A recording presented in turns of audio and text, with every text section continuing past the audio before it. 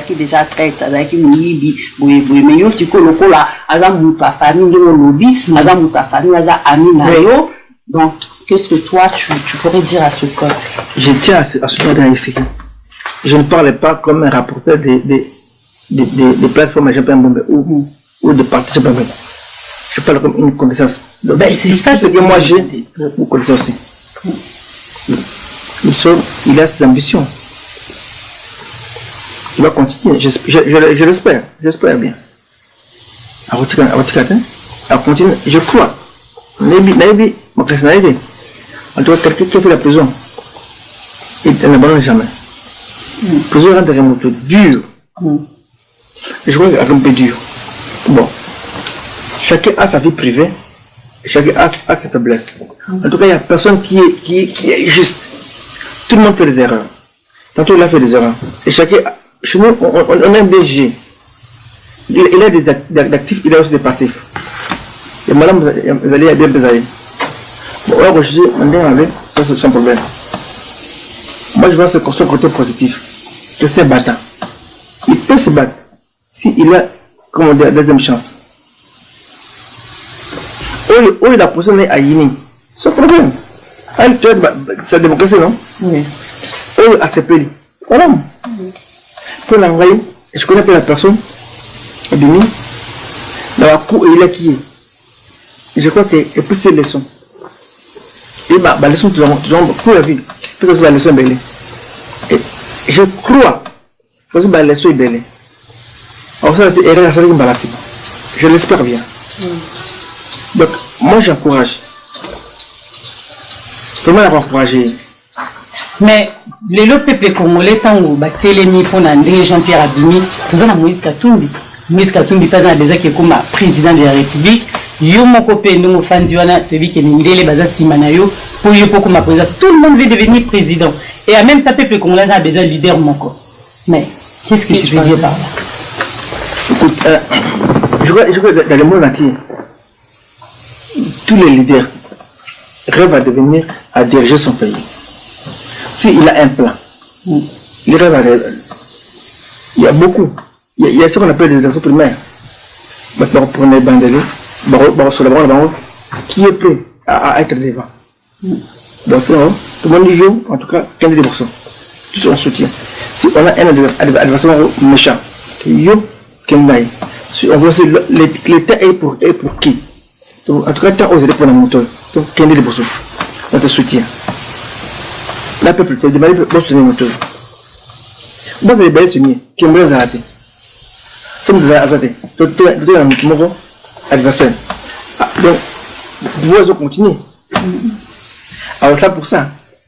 Parce que ça, c'est un moto. Tu as un bon abîme. Tu as un bon adversaire. C'est bien. Après, tu vas dire, tu vas dire, tu vas dire, c'est que, bon, besoin de plan dans l'année.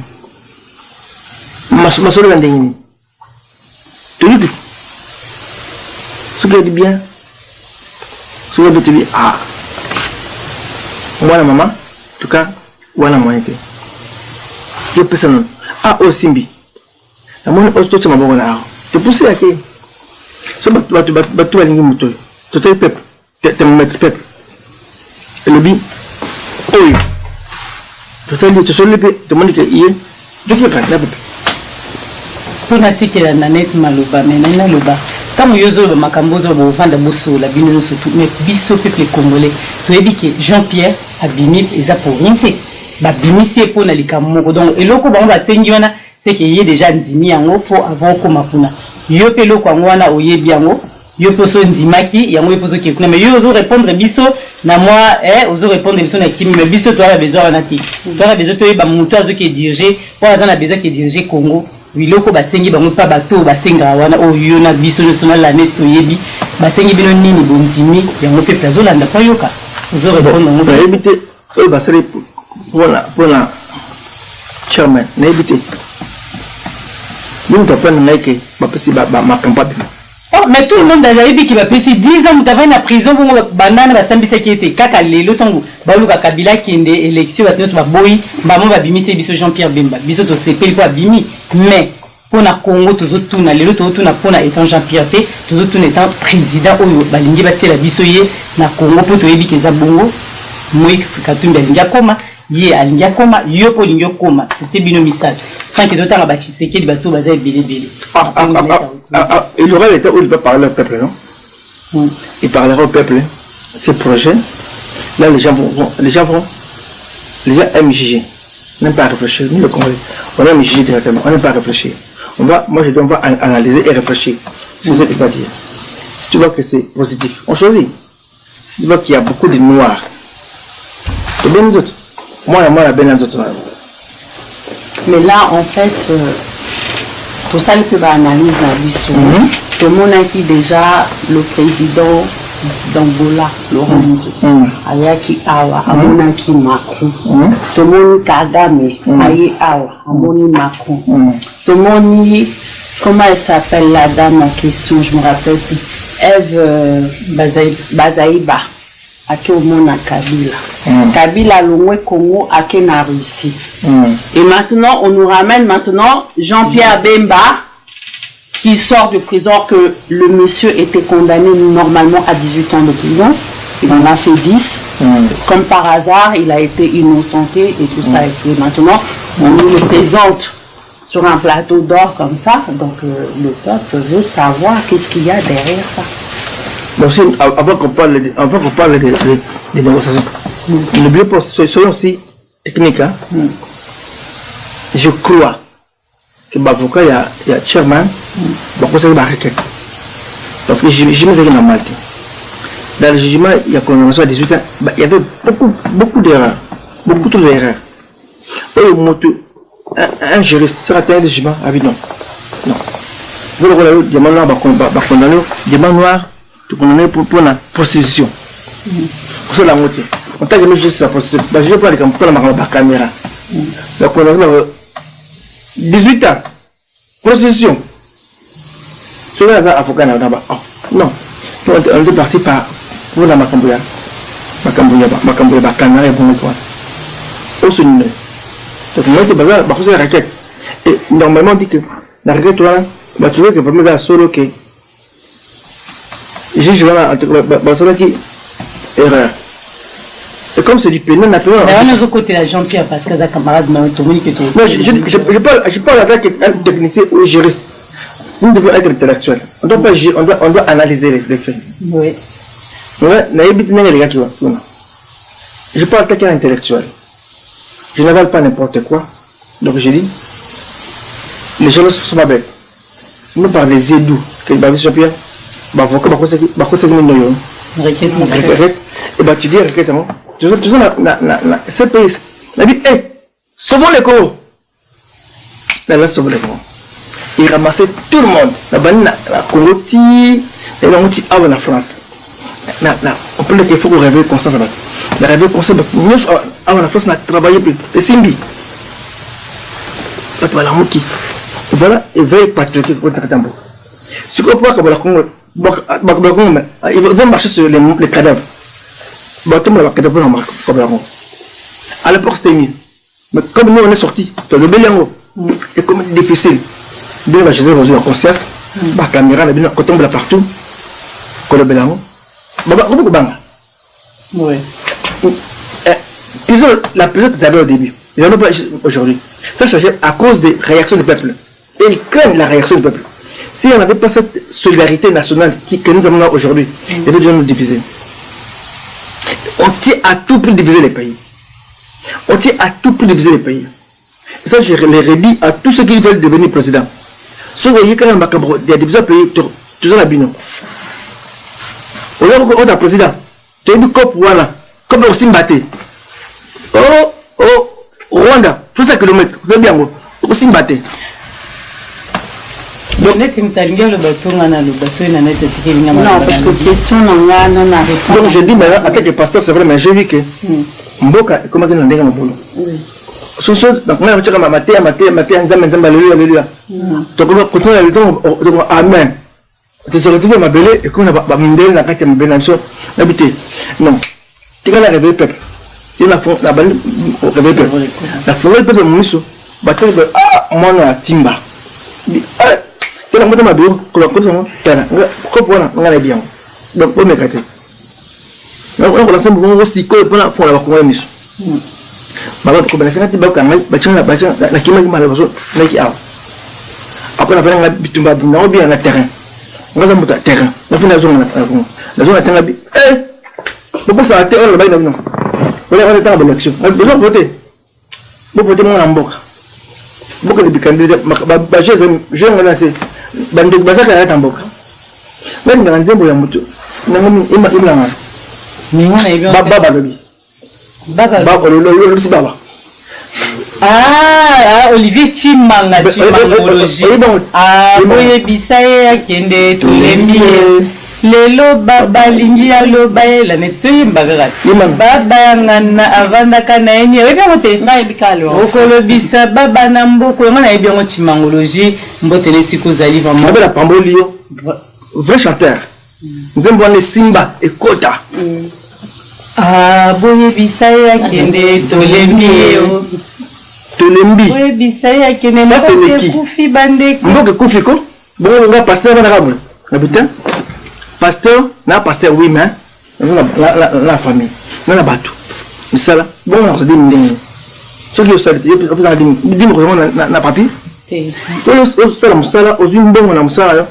Parce que pasteur dim na ton église. Parce que pasteur dim, on peut église na dim, tout ça musala. Bon, yo aujourd'hui dim au sala raté. Quand vous chômage, tu vas passer dans le chômage. Quand tu es dans le chômage, on a bien aussi battu. La pousse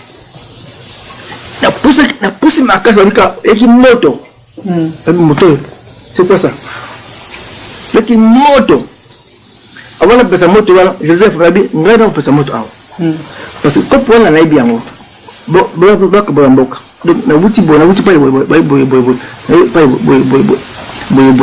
plaza boy, plan na moni yango na misu. Donc, il comment on a ligne moté. Alors, la ligne moté, donc on a ça pour le juste dans le monde entier. On tient bon on a pour entendre la partout. C'est la conférence partout.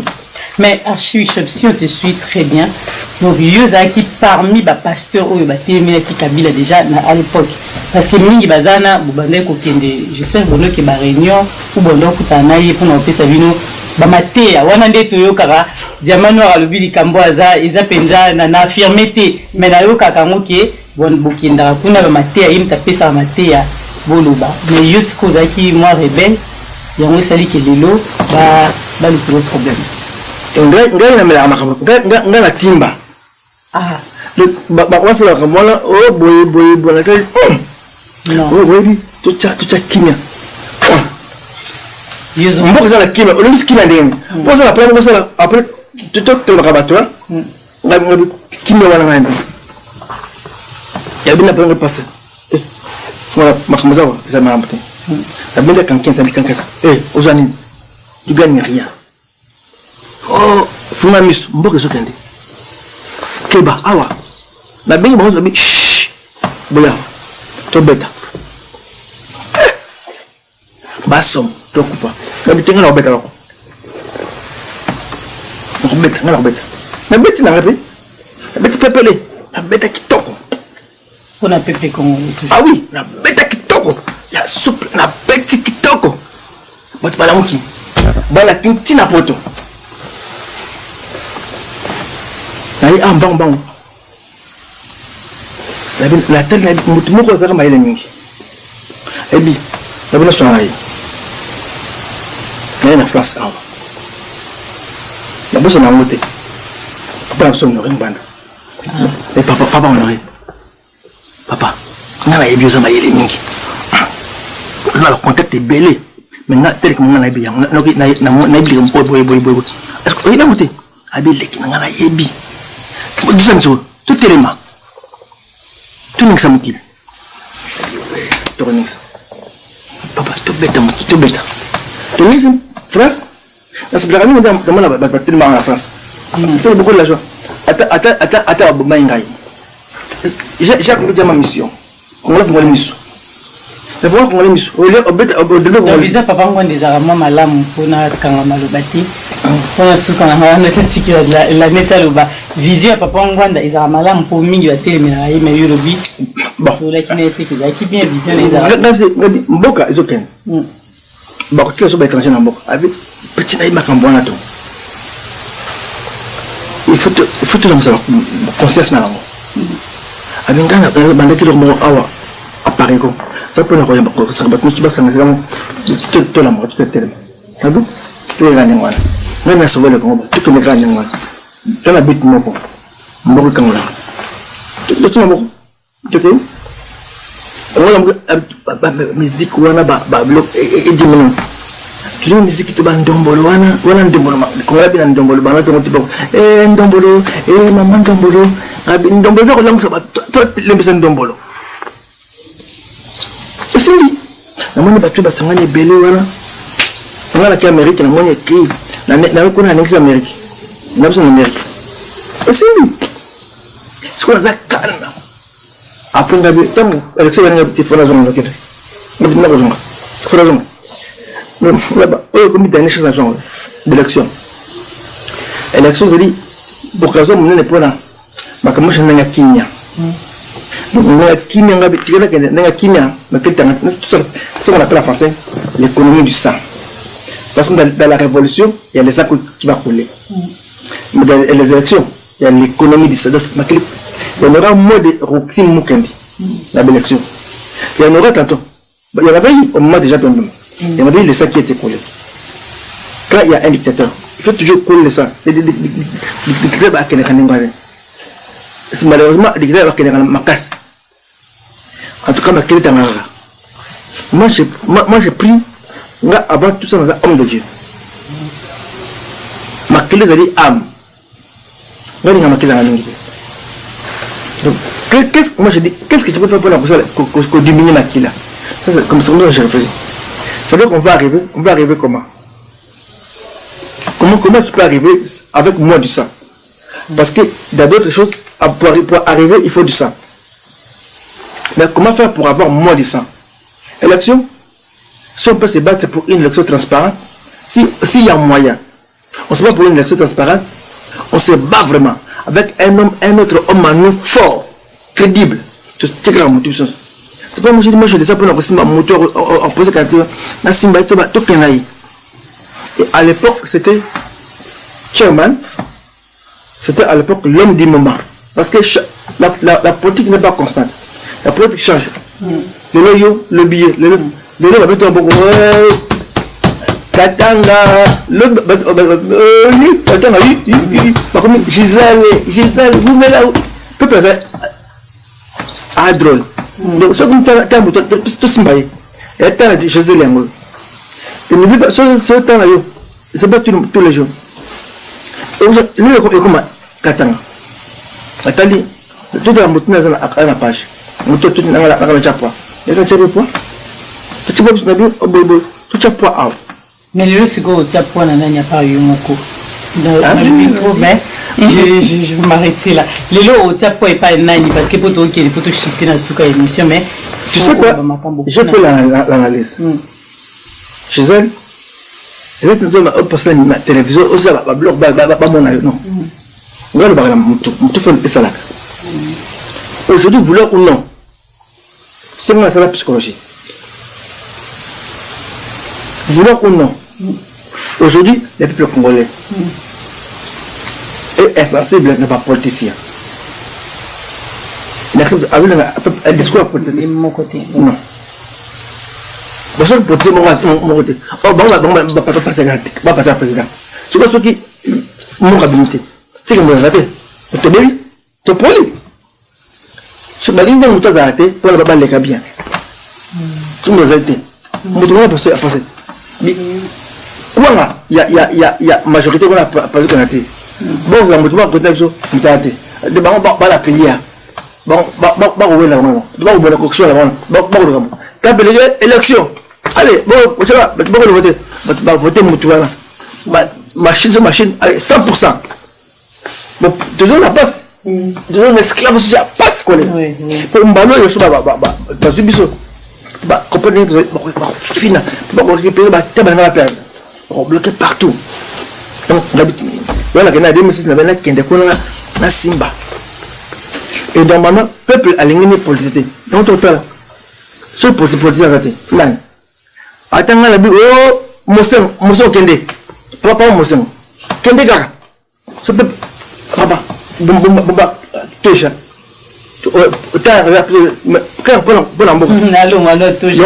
Papa Kende. Papa Kende. Papa politique. Papa Kende. Excuse-moi, même tu es même prête à accepter qu'ils mettent la touche de côté.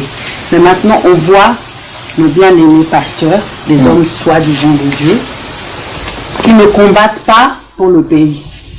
Toi, tu es un homme de Dieu. On voit dans la Bible, on voit Esther. Esther était dans la politique. On voit David était dans la politique. On voit Joseph qui était dans la politique. Jérémie aussi. Les choses, oui, Jérémie qui était dans la politique. Les choses de la nation doivent normalement concerner les chrétiens, concerner les hommes de Dieu. Mais pourquoi maintenant, dans la lutte pour la libération du pays, pourquoi on ne les voit pas? Je ne critique pas. Tu sais, chacun a sa façon de voir les choses, sa vision. Et quelqu'un ne peut pas dire, oh, la politique c'est diabolique. Or, on oublie que la politique s'occupe de tout le monde. Oui. Pasteur ou non, la politique s'occupe. Politique c'est diabolique. Vous avez de façon que j'ai rien. Ne s'occupe pas de la politique s'occupe pas de toi. Déjà la politique s'occupe de toi. Nous sommes gérés par la politique. Oui. Nous sommes gérés par la politique. Ah la grève, c'est parce qu'à cause politique. Tout le monde subit. Hein. Ah, ouais. Tout le monde. Donc, vouloir ou non, la vision là-bas. Pour pousser la vision, moi je respecte la vision des gens. Vision là.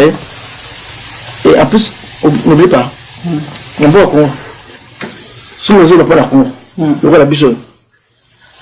On dit maille. Pour le bas, quand tu as la king, eh, Zambay. Là, on Kuba. Là, betana. Bon, bélève nangai. On appelle ça judo na karaté. Ma petite policier, ma petite. Ça c'est. Nous avons un sensei. Nous sommes bakuzano. Sensei. Vous ça dit. Tout soit. Ba petit vote ba jebo. Vote ba mon. Na boss na bima. Tangai. Ça me ça là. Heure me aussi à regretter. Tamani moko. C'est là que faites qui toko. Nous ça connaît non. Elle où pasteur en ligne. Qui toko c'est qui vrai. Donc on le connaît. Bon la bende pas na tiki on le connaît. Donc tout ce qu'on a mutu. On le quoi na mkongo. Bako na mutu. Pas terrible. Musoya. Donc ça la fête, bon ça s'appelle. C'est pas là qui toque. Nous avons posé d'abord. Tiens, Moko. Bon, tout est fait. Imagine, on va voir. Abi. Bon, Archie. Bon, vous avez ma casse. Ton money, mais Archie. Abi, Archie. Basa y pèle, on se met banda. Archie. Au quoi t'es? Bon, mayo. Kendega. Elle a fait comme. Elle a dit qu'on fait comme elle. Atari tiabi Archie Kende tika baga ngai moko bakanga wote non ngai moko na kila na kila na sina mani bakete bazo le na sina ngabi to kola ngabi to kei tu ba bandi nous vont ba bandi en tenue civile na nduki na ba arme bloka pasteur moi ba arme. Mais on a bébé à côté la arme et puis pas na yo y a un seul qui va caméra. Est-ce que vous avez une vraie? Bon la arme. Oui. Bon la arme, on va battre la arme. Et puis les mots c'est battre la arme. Écoutez, faut voir. D'après ce qu'on a entendu. Non. On va pas causer ma solo. On va arme, ba arme, arme. vous savez les hommes ils ont un procès. Bon, procès sur YouTube. Votre langue bien. Les hommes un procès. Non, avocat, tu dois avoir nous,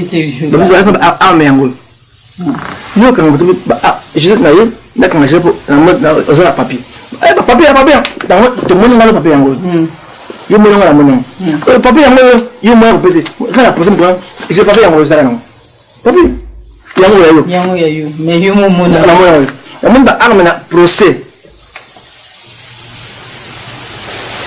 Donc, vous avez qui m'en bat le couteau. C'est qui le couteau, mais solide pour la mboka. C'est pas pour rien, papa, mon son est médiocre. C'est pire que la médiocrité. Sony. Sony à Sony. Sony. Il y a un mot qui va changer. Sony. Pourquoi on va sauver le combat? Parce que on va sauver le combat, c'est comme un arme. Il y a peut-être pas un sauver le combat. On va sauver le combat. Ah, tout quand il tout quand c'est mon retour. Ah, se libérer là. Comment tu l'église c'est pas fauger bateki. L'État a payé la bloc, l'État a payé le bloc l'État congolais. L'État congolais a dette na munene. L'État na remonter la tribune à la poto. Voilà connaissons ba payer bon na so besoin ba faut na celle dans la prison. Bazoka on a bon na ordinateur na laptop comment tu vas na la mine donc l'État a eu un bon dans laptop l'État congolais l'État Congo agressé le Ramakas non clayo il y a comme vendre alors elle a quoi on bon ay bon est-ce que mon baba continue à venir à la prison papa la liberté bon là yango autre chose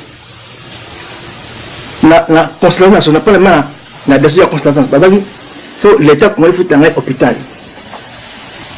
faut un hôpital na voyage l'État de Congolais a besoin de il y a voyage dans un hôpital moi le bimba par exemple moi le budget bon pasteur on connaît moi y awa pour un bon là il y a voyage na traitement moi ata un fraté moi donc moi y bango ayi na bi ko yi bisa ko yiba bon moi na té. Mais pourquoi justement pourquoi les ça c'est d'accord voilà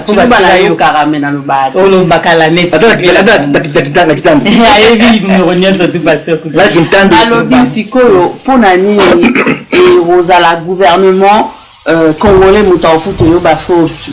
frais d'hospitalisation na yo na tika voyage non pourquoi mais parce que d'ailleurs la loi maman Katanga loi Congo partout dans le monde parce que nous sommes malades c'est là qui prend en charge son hospitalisation là on peut hôpital on fait l'hôpital dans l'Indamoro pour les arranger là je mais tu l'hôpital pour non pour non la foot à la bon tous les samedis pourquoi parce que d'après on a foutu un bon nous devons aller pour les cas on a peut-être la caisse pour la partie en bon donc bon on a foutu un bon d'ailleurs ce que je dis c'est vrai parce que Eliezer ayakati na nganda kota la makamo là il a demandé ba aider puis moi congolais moi ko peut-être ba aider ba linga ba so ba combattant ba donc à l'hôpital tout le monde a un franc alors bon la mort tout le monde a un franc bon là qu'on fait le héros national ouais on a des sous to aider moto azor bonda suko photo bisara bango ba maramba boye ba yokaka peuple congolais ba soutenir mutu kala te soka kufi voilà so akufi to commissaire héros tant mutazani ti archibishop to la naïvi ki to ça directement tant lobi ba to ba ya o soutenir pe archiba tindele ba mbongo est-ce que ba benga peuple congolais jamais même pas cette mais mamsou anamboka bazo ba mikana kumbo ma sauver le Congo belé na dalango c'est la balette dans mon tête oh archi comment on a na mkolo wana na kwa mkanda na sinya maya sulté un fraté. Sédic, CPS, na Belgique, na comment la gagne, et belle. Moi, la moko, na Manchester. En tout cas, nous avons pas de Abi Archie. Dans la Bengalanga, Bengalanga. Mangala, après, nous avons comme mon ayo. Donc, bon, on a eu la routine de là. Pour l'hôpital. Si nous avons balé, c'est à ligne. Après, on a été là, et là, bas mon il peut te mettre tout. Les gens boubou, les Versace, et tout. Et bien, dans on prend des out. Bon, on a fait ça. Oh, là, bon, il a l'onde de Kona, sur par semaine, à Tinari. Oh, la France, c'est dit à la Commonangay. La Belgique, dit le valeur, c'est best à Commonangay. Mais bon, la l'air, c'est best à Commomoto. Mais comment invalide?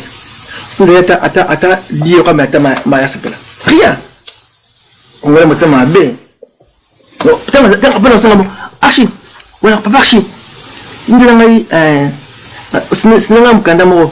Là, on peut s'appeler na commissariat. Pour la maman, ce n'est que les jouent na nini. Ce n'est belle. Pas besoin de canda. Ngai, pas bien ça ngai. Bakuma batna ibate. Bakoso ngazaki. Il y a Archie, il secrétaire particulier, nous passons garde comme ça. Dis-moi, oui, mais c'est par Kasson. Garde comme là. Oui. Ah, Kasson. Ah, il était fort, c'était. Il est là, Kasson. Il a fui. Kasson, il est ici. Ah bon? C'était vraiment, il avait des problèmes. Mais quand il nous a invité, la cause qu'on a géré, la commune de Kasson, avoir la garde, quoi. La commune de tu regardes quoi Kassongo, tu connais? Ah, mais là, est-ce qu'il est vivant? Je le cherche. Oui, il est vivant. Il est ici. Kassongo, vous l'avez vu, monsieur? Kassongo, ce type-là, il a risqué la vie. Donc, Kassongo, ok, merci. Donc, pour dire, en tout cas, vous avez reconnu ça. Moi, je veux dire. Moi, ça, je sais. La ligne. Toutes les consciences. Ceux qui n'ont pas mon peut-être du problème. Tu es dit, tu es dit, sur Kofi. Tu es dit, tu vas aider pas personne. Moi, arrêtez. Ce mouvement, ce problème, tu vas y aider. Donc, après, on continue. Flair. On est des combattants. Flair Yango. On a école nationale. Non. Ce n'est pas un mot. D'abord, tout télé. Ma pression. On a la relation. Nous avons besoin de la relation. Nous avons besoin de la cœur d'orsay. Au Bengi, qu'on dérange. Comment est la situation? Nous avons na Congo en Amérique. Au Bengi, au Tuni. Au Bengi, au Tuni. C'est la pression. C'est la pression. Bishop Élysée la bande Yoki Pesaza, Bishop Élysée moi na openda pour y avoir toujours une émission pour vous ça communauté Bishop Élysée en Afrique du Sud son rival tout petit bino quand même. Bishop Élysée la place dans Bishop. Bishop Élysée. Bishop Élysée. Moi j'en ai moi. Affaire, Bishop Élysée moi je te dis Bishop Élysée. On a la psychologue de profession. La thème qu'on a beaucoup. Ça dit ça c'est la psychologie. On a fait philosophie qu'on a. Ça, théologie, la voix sur scène, la arago.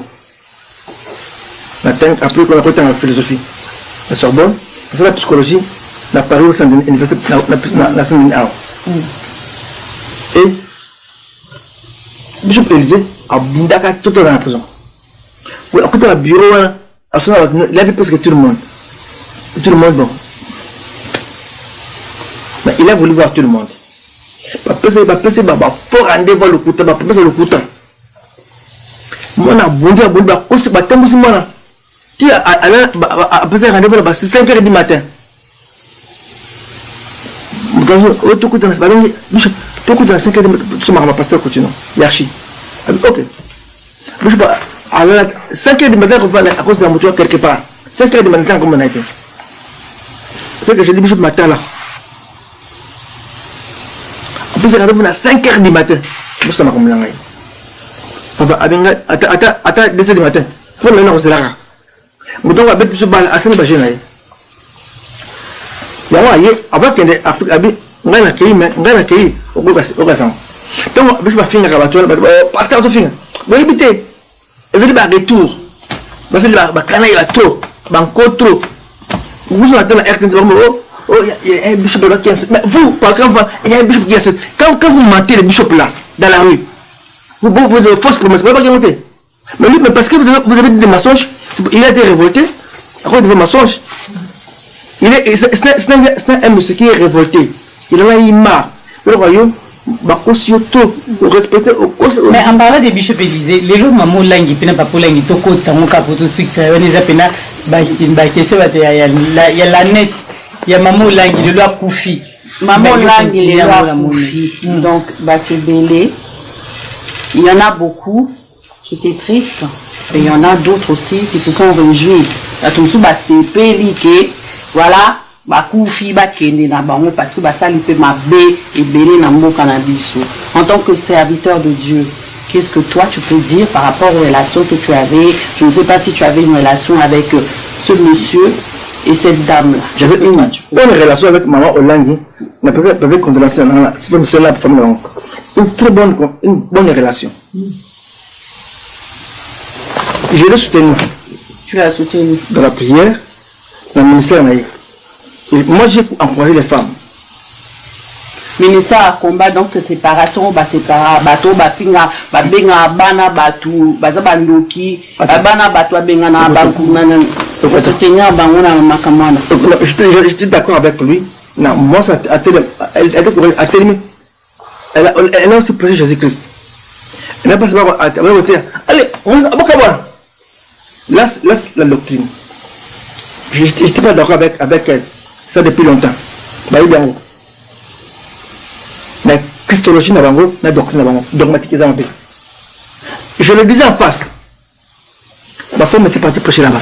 Quand j'étais à l'hôpital. Tu as invité madame. Tu as combattu spirituel, il me suivent maintenant.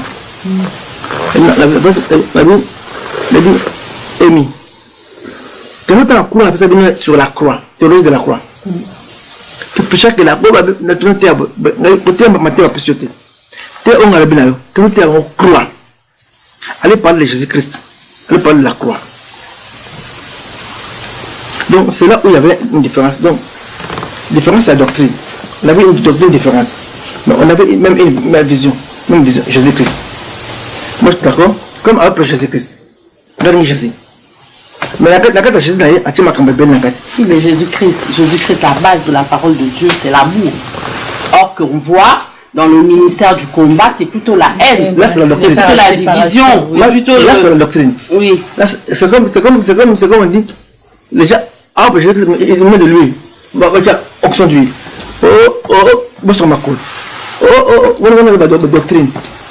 Oui, mais ça, c'est doctrine. Les doctrines, l'huile, tout ça détruit pas. Or que là, quand on regarde aujourd'hui, dans les rues de Congo, on voit les chégués, on voit les mamans séparées de leur mari, parce que le mari est décédé, on a dit que oui, la femme était sorcière, oui, si dans ta famille, si tu es comme ça, c'est à cause de ton oncle. Il y a eu plein de séparations. On voit qu'elle a détruit quand même, elle a participé, ils ont participé à la destruction du peuple congolais quand même.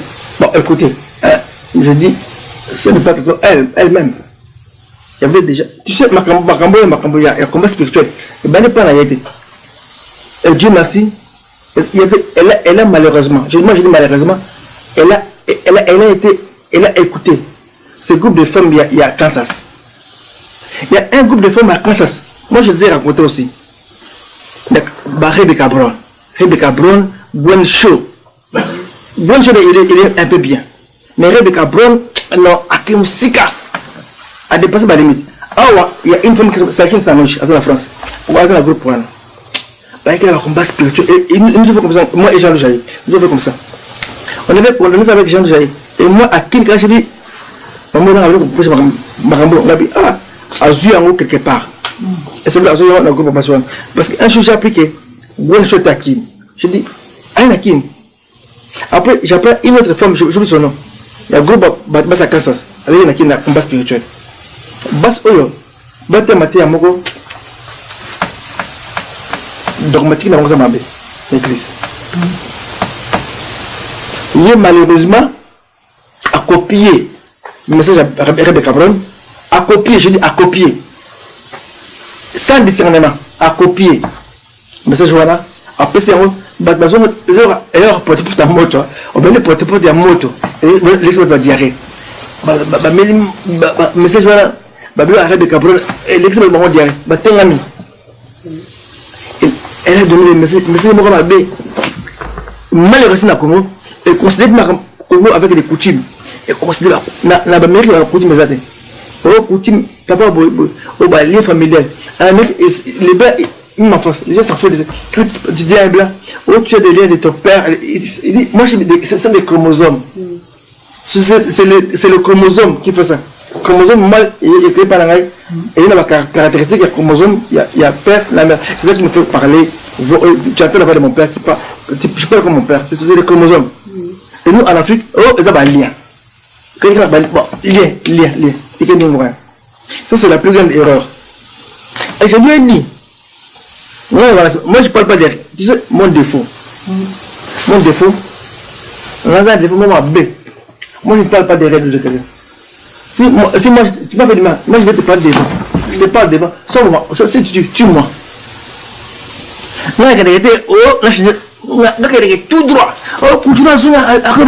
Moi, je parle de ma régime, il y a Kabila. Je l'ai dit à la télévision, comme les messieurs qui avec son caméra. Là, le régime, osez malamonter. Caméraman a Kimi. Ati caméra, oui. Ati la caméra. Là, ati la caméra, et j'ai parlé, j'ai montré des dégâts. Voilà, comprendre les allées. Comme ça. Mais il y a un autre lien, le banc, mais le bien te va comprendre, mais tout le monde va estimer pour te commencer. Prochainement, on en parlera. Voilà, on a beaucoup à parler. Dans cette émission, elle reconnaît Sika photo, Tika yo, Ozoma Penda pour elle reconnaît. On a beaucoup à parler. Donc, pour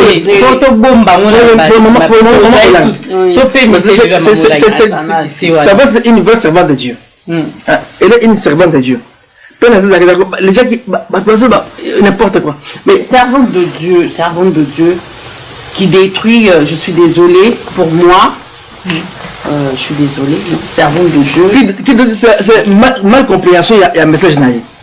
Mal compréhension de son message. Quelqu'un qui prône la division, non. Parce que notre exemple reste Jésus-Christ. Notre exemple reste biblique. Notre exemple, c'est Jésus à la croix. Il est venu, il a dit, Père, pardonne-leur car ils ne savent pas. On dit non, c'est pas que je connais la Bible, peu que Dieu a permis. On dirait la Bible. Je ne connais pas. Je ne connais pas. Le peu que je connais. Voilà le peu que tu connais. Prochaine fois, les sous, parce que. D'accord. Le débat n'est comme il y a Mamoula Ngeza Moulaï. Il y a Mamoula Ngeza qui est toujours. Oui, mais moi, c'est que je ne suis pas d'accord. Oui. Tu sais quoi? Maman Olang. Papa Olang. Il y a un hôpital. Moi, je reconnais. Il dit, pasteur, moi je crois en toi. Je connais ce papa-là. Il a assisté à une de mes croisages. Je l'ai connu dans une de mes croisages à Lumbashi. Il a été responsable, il a vu combien à Lumbashi. Bon, un combat spirituel. Quand j'ai vu les femmes là défiler la qui, il dit, oh là là là là. Comment va tomber dans ma barre basse? Basse ma bataille, ma belle couche dans mon kid.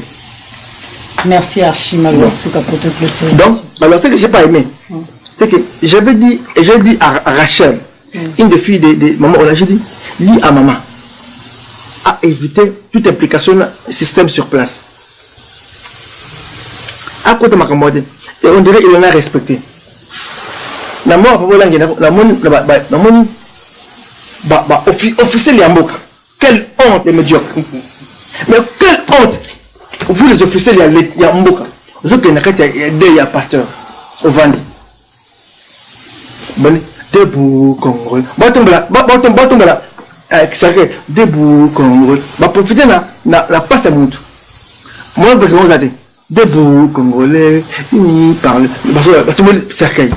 Mais parce que peut-être que c'était un des leurs aussi. Mais attention, non. Ah oui. Même un de leurs, mais il faut respecter. vous n'avez pas mené l'officier de la carte église. C'est à Dieu. Laissez l'église enterrer leur mort. Vous, qu'est-ce que vous allez faire à l'église avec un de leurs en privé, tantôt oui. Ils parlaient entre eux, ça c'est normal. Moi, je parlais avec M. Kabila. Pas après ça, non, je disais la vérité, je disais. Mais c'est Tofil Mbemba, professeur. Il est là. Devant lui, il était là, il était directeur du cabinet. Je dis des vérités comme ça. Avant de sauver le comment, j'ai dit des vérités. Au conseil spécial, je dis, voilà ça, et je ne suis pas d'accord. Je parlais. Quand il y a l'occasion de parler, je l'ai entendu parler avec M. Kabila. J'ai entendu. Chacun sa position. Mais c'est ça que je n'ai pas aimé. On peut clôturer. Bon, on a clôturé, vous voyez. Je ne suis pas d'accord. Les textes que dans une nationale église. Et pour dire que maman Hollande a quitté Makambouana. Elle était dehors. C'est pour ça qu'elle a entendu ce que j'ai dit à sa fille Rachel. Je dis, Rachel, dis à ta mère de ne pas s'impliquer. C'est l'histoire du gouvernement. Pourquoi il y a quoi? J'aurais été ramené le gouvernement royal, le soldat à secrétaire à Kenegite. J'aurais parole dans l'ail. Donc, à Royal, la demande au gouvernement, qu'est-ce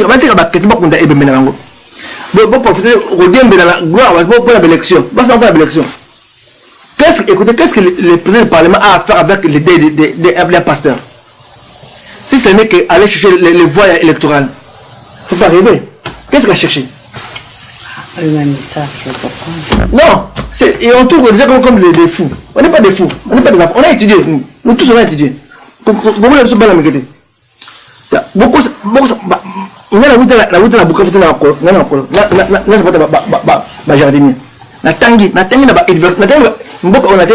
Sorbonne, la université la licence à Moko. Pour y a été. Il faut la vérité, pardon. Archibishop, tout ça c'est la vérité, le bidé la vérité. Non, c'est pour ceux qui savent c'est ça. Dans la police, l'église qui me. Sinon, plus de la politique. Sur la politique. L'élection. Le bambou est à Bango. Bon. Quand la Bukavu, quand l'élection la Bukavu, on a gagné 100%. La bambou est à Bango. On a gagné 100%. Donc, beaucoup de petits ma baguise, quand on mettait, on va la Marambo. Sur la politique. Pour moi, ça va la politique. Tu comptes sur ce qu'on a. Tu penses. Mais il y a aussi le côté en politique. Sur le côté, on a un souk, ça va, on a un souk. Mais sur ça, déjà, quand tu vas sur le tour, qui est net. Parce que ça va proposer déjà l'élection, va proposer déjà comme un président, donc c'est que vous avez déjà un cadre. Oui, non, j'ai réfléchi. J'ai réfléchi. Archibishop, fais ça beauté là, moutoumon. Mbote l'anglais n'a chrétien nous. Mais toi tu confies papa Hollande. C'est vrai, les hommes ont fait des erreurs. Tout le monde a fait des erreurs. Paul, quand il est correct, Paul a son la pierre. Tout le temps a son correcteur. Archibishop. Paul avait fait des erreurs. Et Pierre avait fait des erreurs. Paul l'a interpellé devant tout le monde. C'est que tu as suite une émission, la net, tu as suite. Archibishop Fazal, un peuple congolais, parce qu'il dit qu'il est combattant, il combat pour le peuple. Donc, Bissot, tu as un peu. Combattant, c'est aussi, la souris peuple. Ah, d'accord. La souris peuple, Pour la bomba, la bine à caméra bomba, pour faire tantôt. Ah, bomba, la souris peuple, preuve yango. La souris peuple, au bout de la clavier, il y a écrit un MacBook. Na 20 mains. Tout y a suite, pardon. Tout respecter. Oui. Tout ça, tout va bantou. Tout respecter. Tout se balader. C'est vrai, erreur là qui. Nzambe agir. Le gouvernement dit seulement nous on juge. Il avait des erreurs humaines. Tout le monde avait des erreurs. Mais moi j'ai des erreurs. C'est là qu'on a coupé. Non. Tout le monde a des erreurs. Tout intérêt, mais dans le gouvernement, tel officiel, toi tu es dans les CENI. Pourquoi ça ne l'arrête derrière?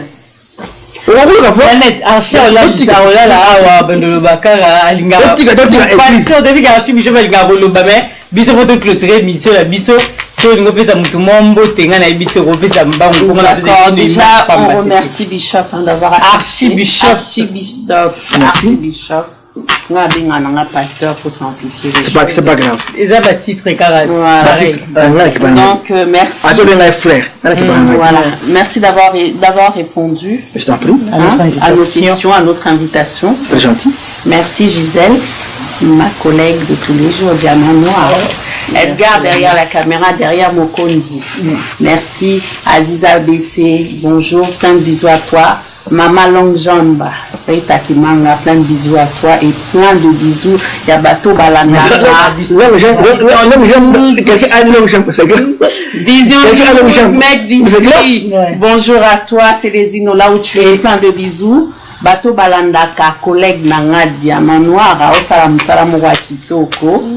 Yakitoko, voilà. Donc nous, on n'est pas là pour polémiquer. Pareil, voilà. Si on a accepté pour la plateau, tous à la net parce qu'il a dit Aza, on est là pour la construction, Amen. Tous là pour la construction. Ils sont apporter à part à Pierre Nabisso. Voilà, notre développement à Congo. Les Ambalibo, surtout ça émission, mais je pense dernière fois, on va continuer toujours. Non, on va toujours continuer. Avec plaisir. Archibishop. La personne ne pas Gisèle Umba, Diamant Noir. La personne ne pas Nanette, Katanga. La Simon Edgar. La Canisi Fisco. On a la Fisco. Parce que la caméra, tu es en là-bas. Parce que on botte. Tu es en Edgar, nous sommes Fisco. La caméra, tu es en train Panza Sangwa Congo et on dit à très bientôt. À très bientôt. N'oubliez pas de vous abonner sur notre chaîne Vision News TV. Restez connectés pour vous abonner, c'est tout facile. Donc là où c'est écrit en rouge, donc cliquez dessus, abonnez-vous. Voilà. Plein de gros bisous et à la prochaine. Et demandez à Gisèle Umba comment envoyer à l'archibishop un peu d'argent à cette personne besoin. Je m'en allez-y, allez-y, envoyez.